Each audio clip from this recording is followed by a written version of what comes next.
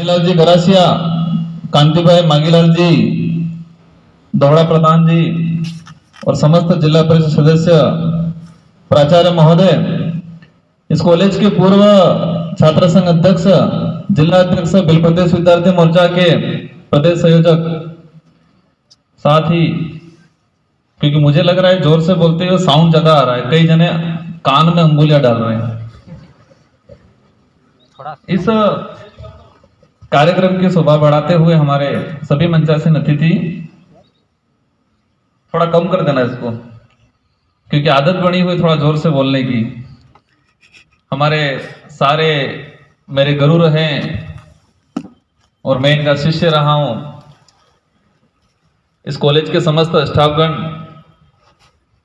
हमारे पत्रकार बंधु, पुलिस विभाग से पहुंचे हुए, और हमारे उधर नारायण जी, और हमारे जो इस कॉलेज के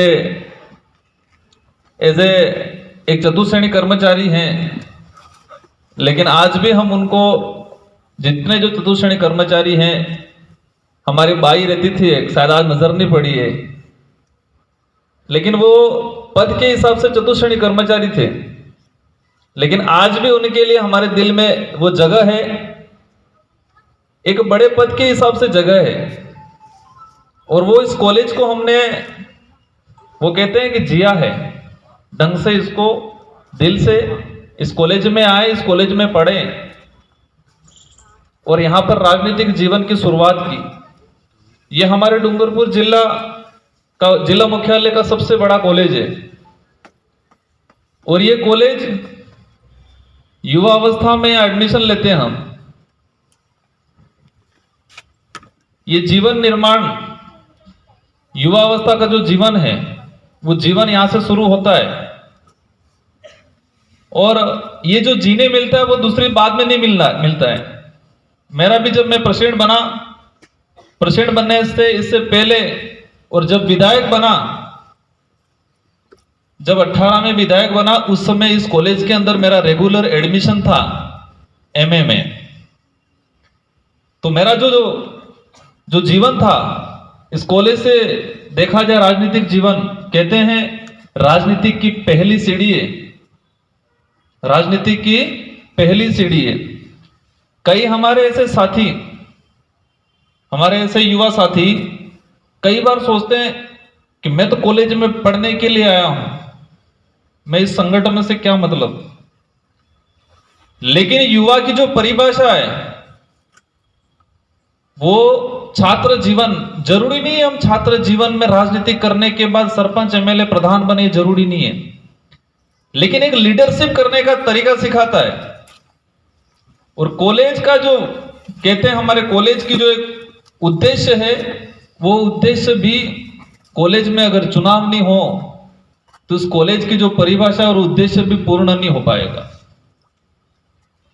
क्योंकि कॉलेज के अंदर बच्चे को उभरने मिलता, सीखने मिलता है। बच्चा हर प्रकार से, हर गांव से बच्चे आते हैं, उनसे सीखता है, आमने सामने मिलता है। और ये जो युवा अवस्था है, युवाओं पे बड़े बड़े लेक्चर होते हैं, और उन लेक्चरों में कई प्रकार की बातें होती है। और कई बार कहते हैं लोग, युवा मतलब वायु, युवा को उल्टा करो वायु। वायु मतलब एक तूफान की तरह युवा रहता है, और युवा अवस्था में जो कर पाते हैं वो बाद में नहीं कर पाते, न बाल्यावस्था में कर पाते। युवा वायु, लेकिन हमें वायु में उड़ जाए ऐसे नहीं बनना है, वायु में उड़ जाए ऐसे युवा नहीं बनना, मजबूत युवा बनना है, ताकतवर युवा बनना है, शारीरिक रूप से, मानसिक रूप से मजबूत बनना है। आज इस कॉलेज के अंदर ये कार्यक्रम है। मेरा सौभाग्य था, मैं 2013 के अंदर प्रेसिडेंट बना था, और उस समय जो कार्यक्रम करा था, इसके बाद हमारे जितने जो यहां बैठे हुए प्रेसिडेंट हैं पूर्व, जो एक जुनून रहता है, हम राजनीतिक में आए, अच्छा परसेंटेज बना, ऐसा नहीं है राजनीति के आने का। मैंने 5 बार कॉलेज में एडमिशन लिया, मैं प्रीवियस में सर 5 बार रेगुलर, लेकिन एग्जाम नहीं दिया, बोर्ड फॉर्म नहीं भरा।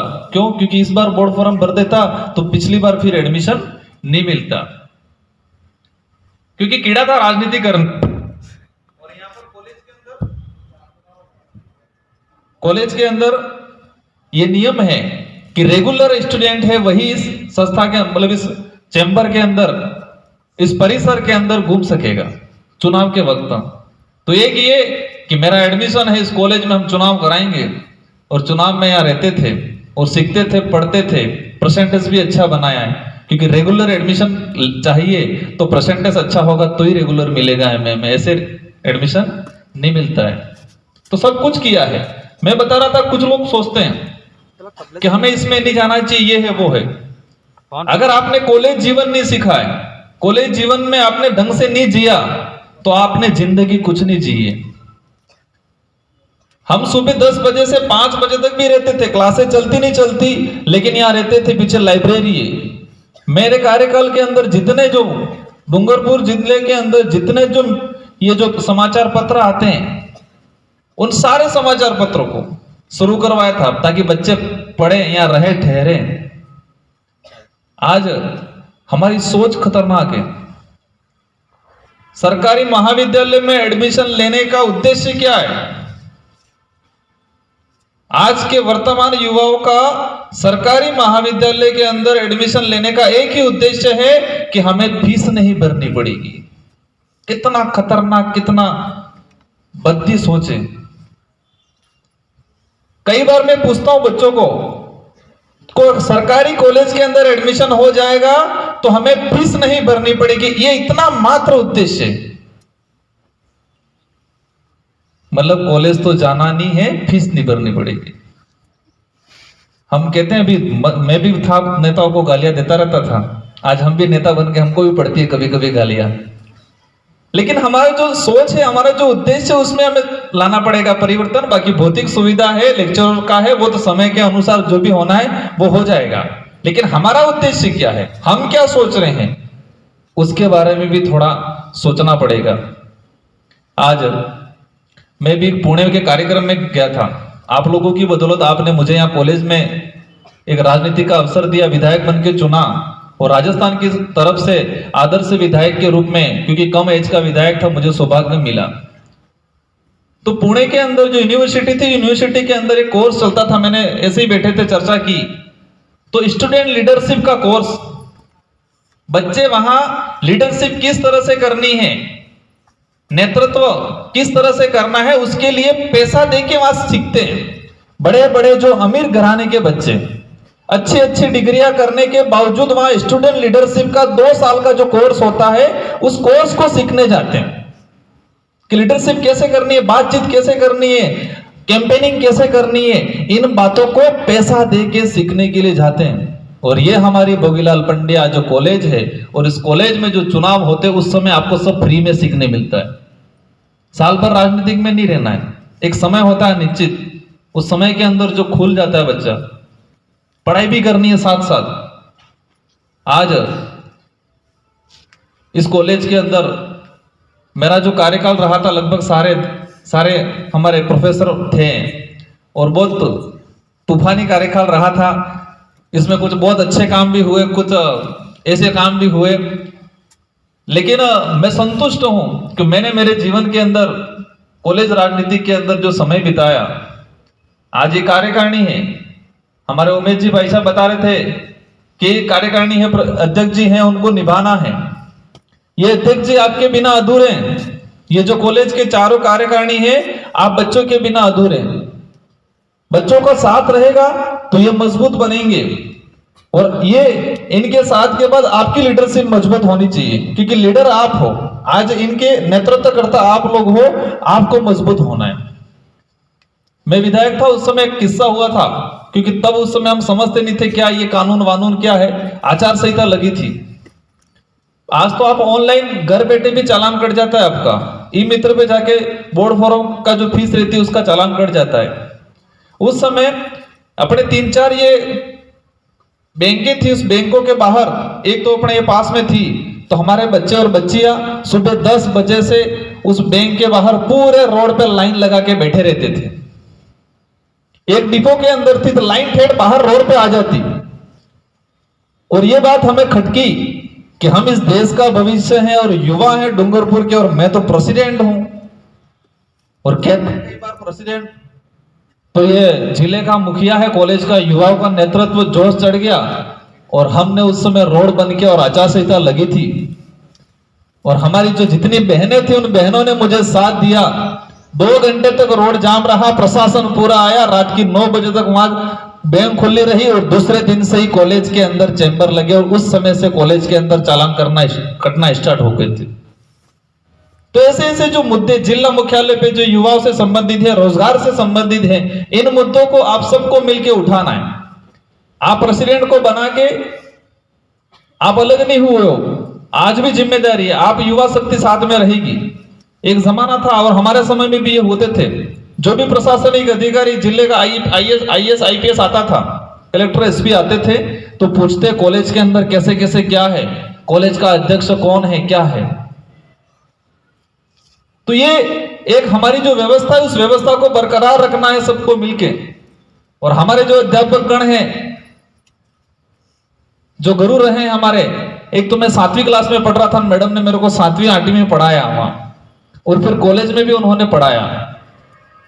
तो जितने सारे प्रोफेसर हैं उनसे मैं कहना चाहूंगा कि आपको भी इन बच्चों पे इतनी मेहनत करनी है, कल उठा के मेरे जैसा कोई और आएगा यहाँ पर, आपको गर्व महसूस होगा कि ये मेरा स्टूडेंट है, इनको मैंने डंडे मारे थे, इनको मैंने डांटा था, ये गर्व आपको भी होगा। इसलिए अपना परिवार समझ के, अपने बच्चे समझ के इनको गाइड करना है और इनको पढ़ाना है, अच्छा एजुकेशन देना है। भौतिक सुविधाओं पे बात आई थी, इसमें मैं थोड़ी देर बाद आऊंगा, लेकिन भाई विशेष करके मैं गोगरा जी पैसे लेता हूँ। कई बार मैं देख रहा था अभी हमारे कुछ भाई इधर झाड़ियों में घुस रहे थे, कुछ इधर इधर फोन पे लगे हुए थे। ये फोन ने इतना खतरनाक बना दिया है, मानसिक रूप से गुलाम बना दिया। लोग समझते हैं कि मेरे पास आईफोन है, मेरे पास ये बड़ा फोन है, ये मेरे कब्जे में मेरा है। वो गलत फहमी में हम, फोन ने आपको गुलाम बना रखा है, इस फोन ने हमको गुलाम बना रखा। हमारे कई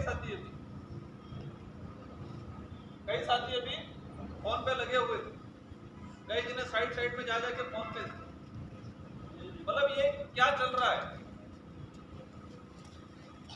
हम सोच रहे फोन हमारे पास है, नहीं, हम फोन के पास है। फोन ने हमको कब्जे में कर रखा है।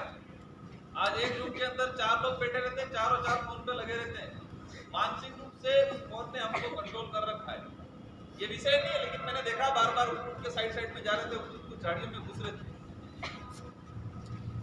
युवा है, हम युवाओं की परिभाषा को बरकरार रखना है, और जो युवा अवस्था में जो काम कर सकते हैं वो कहीं नहीं कर सकते, बाद में नहीं कर पाएंगे हमको। आज देश की आजादी की बात करते हैं, देश की आजादी के अंदर भी युवाओं का सबसे बड़ा योगदान है। हम देखते हैं बिरसा मुंडा के आज भगवान के रूप में मानते, 24-25 साल की एज में वो शहीद हुए। उन्होंने संघर्ष स्टार्ट किया होगा 18-19 साल की समय, और हम 30 साल के हो जाते तब तक हमारा उद्देश्य क्लियर नहीं होता है कि जीवन में करना क्या है। भगत सिंह के बारे में आपने पढ़ा होगा, ऐसे बहुत सारे लोग हुए जो युवावस्था के अंदर ही इस देश की आजादी दिलाई है। तो युवा ही देश का भविष्य है। आपको आज मजबूत रहना है, खा पी के मजबूत रहना है। अभी मैं कई हमारे विधानसभा क्षेत्र के विद्यालय में जाता रहता हूं, अगर गलती से सोमवार के दिन कार्यक्रम कहीं है तो आधी स्कूल खाली मिलेगी। मैं उस चीज पे नहीं आना चाह रहा हूं, लेकिन ये चीज हमें धीरे धीरे, मैंने शिखर से बीएड किए और विधायक बनने के बाद कई राज्यों में जाने का मुझे अवसर मिला। उन राज्यों के दूसरे इलाकों के दूसरे जिलों की जो स्थिति देखी, बच्चों की जो स्थिति देखी, काफी डिफरेंस आई।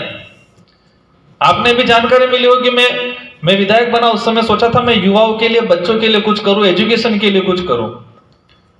84 विधानसभा क्षेत्र के अंदर भौतिक जो मेरी कैपेसिटी के हिसाब से मैंने किया। एक उस समय विचार आया था, मैं सारे बच्चों को, जो टॉपर बच्चे रहेंगे ब्लॉक वाइज छाट के, उनको मैं दिल्ली की विजिट कराऊंगा ताकि बच्चों के अंदर कंपटीशन का भावना बढ़े, बाकी बच्चे भी कहीं के आकर्षित हो, और हमारे इलाके में जो एजुकेशन का माहौल नहीं वो माहौल बने। तो मैं जब दिल्ली लेके गया तो मुझे गर्व हुआ और थोड़ा ये भी हुआ यार, अपना नाम हुआ यूं। लेकिन एक झटका लगा जोरदार जब मैं संसद भवन के अंदर गया, रिसेप्शन के बाहर बैठे थे हमारे बच्चे, एक चेंबर, इतनी चेंबर थी, तो दूसरी स्कूल के बच्चे आए थे, तो 20 बच्चे ही एक चेंबर पे आए और हमारे 50 से 50 एक चेंबर पे, एक जो बेंच लगी थी उस बेंच पे फिट हो गए। और फिर वहां का स्टाफ कहने लगा ये बीमार बच्चे कहां से आए, तो तब मेरे को झटका लगा और मेरा खुमार सारा उतर गया कि हम किस दिशा में काम कर रहे हैं और हमारे इलाके की स्थिति क्या बन रही है। वहां के स्टाफ चर्चा कर रहे थे आपस में, ये बीमार बच्चे कहां से आए, शारीरिक रूप से हम कितने कमजोर हो रहे हैं, और शारीरिक रूप से कमजोर होने के पीछे कारण क्या है, हमारी जो दैनिक जीवन की जो दिनचर्या है, खाने पीने का जो ढंग है, वो ढंग सही नहीं है। और हम इतने खतरनाक हो गए, छठी सातवीं में होते हम व्रत करना स्टार्ट कर देते हैं, मनसा व्रत, और भगवान भी इतना खतरनाक है, 3 साल में आशीर्वाद देते जाए और 11वीं 12वीं में सारी इच्छा पूरी हो जाती है, और फिर केस आते रहते हैं हमारे पास। आप समझ गए होंगे क्योंकि आप सब 12वीं पास करके आए हो। किसी भी ग्रंथ में, किसी भी शास्त्र में नहीं लिखा है कि भूखे रहने से या व्रत करने से ही आपको आशीर्वाद मिलेगा, ये किसी ग्रंथ में नहीं लिखा हुआ। आस्था रखनी है। मैं तो कहता हूं अपन शारीरिक रूप से मजबूत हो जाओ। हम सब पढ़े लिखे हैं, हमने स्कूल में पढ़ा है, स्कूल जीवन के अंदर कि 12 साल से 18 साल की जो उम्र है, ये जो उम्र है हमारे शरीर का जो समग्र विकास होता है उस उम्र के अंदर। हम खाना भी उस उम्र में खा पाते हैं, इसके बाद हम खाना नहीं खा पाते, एक लिमिटेशन आ जाती है। जो विकास का जो समय है, हम उस समय को बर्बाद करने में, हमारे शरीर को बदबहार करने में लगा देते हैं। इसलिए ये चीजें हमें बोलनी पड़ती है यहां, क्योंकि हमें सुधार की सख्त जरूरत है। पूरे देश के अंदर मैंने देखा, कई राज्यों में गया और मैंने पढ़ा इधर इधर, तो सबसे कुपोषित इलाका जो है वो हमारा जो बिलखंड के नाम से जानते हैं, मध्य प्रदेश का झाबुआ, ये अलीराजपुर वाला इलाका, उधर ये महिसागर वाला गुजरात के अंदर इलाका, ये जो बिलखंड के नाम से जाना जाता है, वही इलाका सबसे कुपोषित इलाका है वर्तमान के अंदर। हमारे पूर्वज इतने कमजोर नहीं थे, बहुत ताकतवर थे, शेरों से लड़ते थे, और हम इन फोन में, ये कुरकुरे चिप्स में ऐसे घुस गए कि शारीरिक रूप से खत्म हो गए। 30-35 किलो से ऊपर से वजन ही नहीं हो रहा है। कहते हैं स्वस्थ शरीर के अंदर ही स्वस्थ मस्तिष्क का वास होता है। अगर हमारा शरीर ही स्वस्थ नहीं है तो दिमाग भी स्वस्थ। आज मैं यहाँ पर आया हूँ, सुबह उठ के 3-4 दिन से रेगुलर कार्यक्रम कर रहा हूँ, मैं स्वस्थ हूँ इसलिए यहाँ पर आया हूँ। अगर मैं बीमार होता, यहाँ पर नहीं आ पाता, और आ भी जाता, मैं ढंग से बोल नहीं पाता। इसलिए शारीरिक रूप से मजबूत हो जाओ, और युवाओं की जो परिभाषा है उस परिभाषा को बरकरार रखो। कह रहे होंगे लंबे चौड़े घर पे 5 बजे बाद ही खाना बनाना है। कॉलेज के अंदर अभी भी मैं कभी कभी आता हूं, दूसरी गाड़ी लेके इधर घूम के वापस जाता हूं, तो 2 बजे बाद तो कोई बच्चा ही दिखता नहीं है, और 7,000 रेगुलर यहाँ पर है। लाइब्रेरी में बाहर जाएंगे, 500 रुपया देके बाहर वो लगी है, वहां पर जाके पढ़ते हैं, और हमारे कॉलेज की लाइब्रेरी खाली रहती है। हमारे समय में हम रैंकिंग भी करते थे थोड़ी थोड़ी, इससे पहले बहुत ज्यादा होती थी, ये थोड़ा थोड़ा होना चाहिए ऐसा लग रहा है।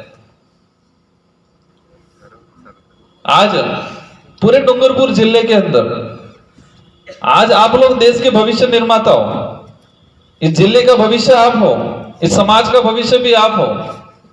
आपको देख के पीछे वाली पीढ़ी सीखेगी। देश के अंदर जो हालात हो रहे हैं, बहुत खतरनाक हालात हो रहे हैं। अभी बात हो रही थी बौद्धिक सुविधा को लेके, यहाँ पर हमारे प्रोफेसरों को लेके 84 पद स्वीकृत है शायद, और ये जो विद्या सबल वाले सब मिला के 20-25 ही हैं, मतलब 20 से 25% पद ही भरे हुए, बाकी सब खाली है। देश के अंदर आप सब समझ रहे हो, आपको ध्यान देना पड़ेगा, क्योंकि वो भविष्य आपके हाथ में आएगा आने वाले समय में, और तब देश खोखला हो चुका। आज निजीकरण पे राज्य सरकार और केंद्र सरकार सब निजीकरण पे लगी हुई है। पूरे देश की जो सरकारें हैं वो सारा निजीकरण पे काम कर रही है। उसमें कॉलेज भी आगे, कॉलेजों को भी निजीकरण पे ला रहे हैं ये लोग। जिलों के अंदर, हर जिले के अंदर कॉलेज खोल रहे, कॉलेज पे कॉलेज खोल रहे निजीकरण की। लेकिन जो पूर्व की जो कॉलेज हैं, इन कॉलेजों की ये लोग स्थिति बिगाड़ रहे हैं। ये सरकार की ऐसी पॉलिसी है, और ये पॉलिसी भविष्य में अपन सबको नड़ने वाली, अपने आने वाली पीढ़ी को नड़ने वाली है, और ये हमारे लिए, हमारे देश के लिए खतरा है वो निजीकरण। इसको भी समझना पड़ेगा। और ऐसे जो लोग हैं जो हमारे देश को खत्म कर रहे हैं, हमारे देश को बर्बाद कर रहे हैं, निजीकरण की मोड़ पे लाके, इन लोगों को भी आने वाले समय में खदेड़ना पड़ेगा। और उसके लिए हमारे देश के अंदर व्यवस्था है, लोकतांत्रिक व्यवस्था, हर 5 साल में समय मिलता है। उस समय का उपयोग करो, उस समय ध्यान दो कि हमारे लिए, हमारे समाज के लिए, हमारे जिले के लिए, हमारे देश के लिए कौन खतरा है, और ऐसे खतरे वाले संगठन लोगों को उस समय जवाब देना पड़ेगा। हम यहां तो चिल्ला लेंगे ना, वहां जाके दूसरी जगह करेंगे तो मजा नहीं आएगा। ये समझने की बात है। आज डूंगरपुर हमारे ये जो कॉलेज है, इस कॉलेज की जो कार्यकारिणी है, उस कार्यकारिणी को कहना चाहूंगा कि हम लोग भी इस पद से गए हैं, इस पद की गरिमा बनी रहेगी, इस पद के अनुरूप काम होगा तो हमें भी गर्व होगा। और आपको मजबूत रहना है, समय देना है इस कॉलेज के अंदर। छात्रों की जो समस्या को लेके लड़ना है। मेरे सामने जो बात आई है अभी, एक तो कुछ भवन की बात आई थी, स्टाफ की बात आई है, इनके लिए हम करेंगे। मैं भी विधायक बना उस समय कई यहाँ से मांग आई, मैंने एक सोलर, क्योंकि हर प्रत्येक माह यहाँ पर 20 से 25 हजार रुपया बिल आता है शायद, तो ये पैसा हमारे छात्र कोष या विकास फंड से जाता होगा। तो हमारे कुछ साथियों ने, अभी साथी बोलो या पूर्व गुरु बोलो, उन्होंने मुझे बताया था ये चीज करो, तो मैंने किया था। लेकिन हमारी जो विधायक कोटे की जो गाइडलाइन है उसमें दिक्कत आया, तो फिर मैंने ये सीसी सड़क का करवाया। और ये कुछ साइड में जो रह गए थे, ये फर्श आ रहा है, ये फर्श मैंने करवाया। उसके लिए भी मुझे काफी संघर्ष करना पड़ा, क्योंकि मेरी विधानसभा 84 क्षेत्र है, ये मेरे विधानसभा क्षेत्र का एरिया नहीं पड़ता है। तो मुझे जयपुर तक लेटर भेज के वहां से परमिशन लेके इसके बावजूद करना पड़ा। उसको कराने में मुझे साल भर लग गया। बाकी अभी जो कुछ बात आई है, वहां का रोड अधूरा है, वो भी कराएंगे। और मेरे कॉलेज प्रशासन से विशेष अनुरोध है, हमारे यहाँ कैंटीन बनी हुई है, बच्चे बाहर जाते हैं नाश्ता करने के लिए, कैंटीन जल्द शुरू करवाए। छात्र संघ कार्यकारिणी और कॉलेज प्रशासन मिलकर इसको शुरू करवाए। किसी प्रकार की बाधा आती है, हमारे लिए कोई बात हो तो वो हमें बताए, हम मदद करेंगे। और मैं आया है, हमारे यहाँ जो प्राचार्य का जो बोर्ड है और छात्र संघ का जो बोर्ड है, मैं उम्मीद करूंगा कि मुख्य द्वार पे ही यहाँ पर छात्र संघ अध्यक्ष रहे हैं, उनका बोर्ड लगना चाहिए। तो हम भी कभी कभी आए तो लगेगा हम 2013-14 में थे, और आपके प्राचार्य जी का लगाना ही है। साथ ही लाइब्रेरी को इतना डेवलप करो आप सब लोग, इसमें हमारी ओर से भी जो मदद चाहिए हम मदद करने को लिए तैयार हैं। लाइसेंस के लिए भी समस्या हमारे कांति भाई ने बताया, उसके लिए भी हम मदद करेंगे। आप लोग संबंधित कलेक्टर साहब को एक लेटर लिख दो, यहाँ से छात्र संघ कार्यकारिणी भी अपने लेटर पैड पे लिख दे। इन चीजों को कराने की हमारी तरफ से पूरी कोशिश रहेगी। हमारी केसर कुमारी जो उपाध्यक्ष है, उन्होंने बताया था 60% बच्चियां हैं, और आज दिख रहा है हमारे 60% बच्चियां हैं। और ये यहाँ कॉलेज की बात नहीं है, गांवों में भी यही बात है। मैंने ब्लॉक लेवल पे सूची बनवाई, वहां पर भी यही स्थिति है, स्कूल के अंदर भी। तो मैंने 3 से 4 महीने से पहले एक नारा लगाया है, शायद आया नहीं आया हो, बेटा बचाओ बेटा पढ़ाओ। क्योंकि बेटियां तो बच रही है और बेटियां पढ़ भी रही है, बेटों की जरूरत है। वो राइडरिंग में ही, इधर इधर फोन में ही, ट्विटर व्हाट्सएप ट्विटर क्या क्या बोलते हैं उसमें ही मस्त है। सभी जगह ये स्थिति है, स्कूलों के अंदर देखा जाए, महाविद्यालय में देखा जाए, सब जगह ये स्थिति है। बेटियों का अनुपात अच्छा है और बेटे धीरे धीरे धीरे, मैं 40 बच्चे सिलेक्शन किए थे मैंने जयपुर दिल्ली ले जाने के लिए। आपकी जानकारी के लिए बता दूं, इसमें 36 बेटियां थी, 36 लड़कियां थी, और कई बचे कई टैंक के 4 बच्चे आ गए थे। तो समझ लो जरूरत किसकी है बचाने की। तो मैंने एक नारा लगाया 4 से 5 महीने से कि बेटा बचाओ बेटा पढ़ाओ। क्योंकि सरकार ने पूर्व में नारा लगाया था बेटी बचाओ बेटी पढ़ाओ, तो बेटियां तो पढ़ रही है, बेटियों पे प्रतिबंध भी रहता है, लेकिन बेटी बेटे ऐसे छूटा मिल लेता है कि कई पतने लगते की जाए। आपको आज पता नहीं चलेगा, भविष्य में पता चलेगा, जब आपकी लाइफ, आपका जीवन बर्बाद हो जाएगा, तब लगेगा कि हम गलत राह पे थे। ये जीवन निर्माण का समय, ये जो उम्र है, इस उम्र में अगर हमने कुछ कर लिया तो आपका बुढ़ापा अच्छा जाएगा, आपकी आने वाली पीढ़ी का भविष्य सुधर जाएगा। इस समय को हमें संभालना है, और बाकी जो भौतिक सुविधा है इसको हम अवश्य करने की पूरी कोशिश करेंगे। ये जो विचारधारा बिल प्रदेश विद्यार्थी मोर्चा, जब हमने 2016 में इसको लड़ाया, और उस समय नंदलाल जी मीणा टीएडी मिनिस्टर थे, उनको बुलाया। जब हमने उनको बुलाया था और किसी ने कह दिया कार्यक्रम कैंसिल हो गया, और वो हमारे मंत्री महोदय चले गए कहीं और हम 3 बजे तक इंतजार करते रहे इस गेट पे कि हमारे माननीय मंत्री महोदय आ रहे हैं। फिर उनको फोन किया तो कहा कि हमें तो सूचना मिली है, कार्यक्रम कैंसिल हो गया। तब हमारे हाथ पैर फूल गए थे और फिर उन्होंने उनको कहा, और 4:30-5 बजे वो इस कार्यक्रम में आए थे, तब भी हमारा जोश जुनून खत्म नहीं हो रहा था। 4:30-5 बजे। और उस दिन कहा था कि बिल प्रदेश विद्यार्थी मोर्चा जो संगठन है, इसकी जो मांग है बिल प्रदेश बनाने की, ये मांग इतनी आसानी से पूरी नहीं होने वाली है। इन युवाओं को संघर्ष करना पड़ेगा, एकजुट रहना पड़ेगा। आज कई बार ये बातें आती रहती है, मैं इन चीजों पे नहीं जाना चाह रहा था, लेकिन इस देश के अंदर हमारे संविधान ने ये अधिकार दिया है कि सभी को अपना अभिव्यक्ति करने का आजादी है, सभी को अपनी मांग करने की आजादी है। इस देश के अंदर हमारे अनेक धर्म हैं, अनेक जातियां, अनेक समूह हैं, सबको अपनी अपनी बात रखने का पूरा अधिकार है। किसी भी समूह, किसी भी जाति, किसी भी धर्म के व्यक्ति अपने प्रचार का काम करता है, इससे किसी अन्य धर्म, किसी अन्य समूह, किसी अन्य जाति का कहीं किसी प्रकार का शोषण नहीं होता है। अगर बात करने से शोषण नहीं होता है तो बात करनी चाहिए। हम सबको साथ में लेके चलना चाह रहे हैं, क्योंकि इस आदिवासी बाहुल्य क्षेत्र का उद्धार चाहते हैं। इस इलाके को शेड्यूल 5 के नाम से जाना जाता है। इस इलाके की इतनी गवर्नमेंट ने इतना बजट दिया, करोड़ों रुपयों का बजट आया, ऐसी योजना लाए, लेकिन वो योजना आज भी हमारे धरातल पे नहीं पहुंच पाई है।